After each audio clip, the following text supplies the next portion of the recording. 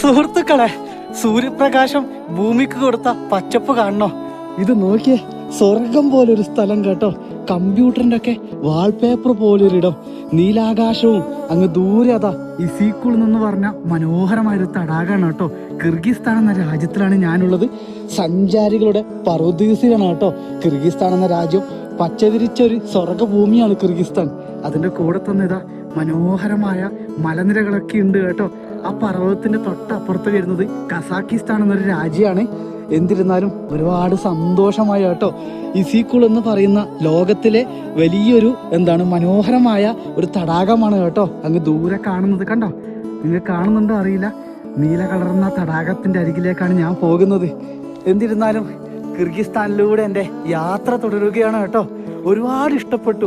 എൻ്റെ നേപ്പാൾ യാത്ര പോലെ എനിക്ക് ഇഷ്ടം തോന്നിയൊരു രാജ്യമാണ് കിർഗിസ്ഥാൻ എന്ന് പറയുന്നത് കേട്ടോ. ഇസീക്കുൾ തടാകമാണ് എൻ്റെ തൊട്ട് മുമ്പിലുള്ളത്. സ്വർഗം പോലൊരു ഭൂമി കേട്ടോ. മനസ്സിന് സന്തോഷം നൽകുന്നൊരിടം.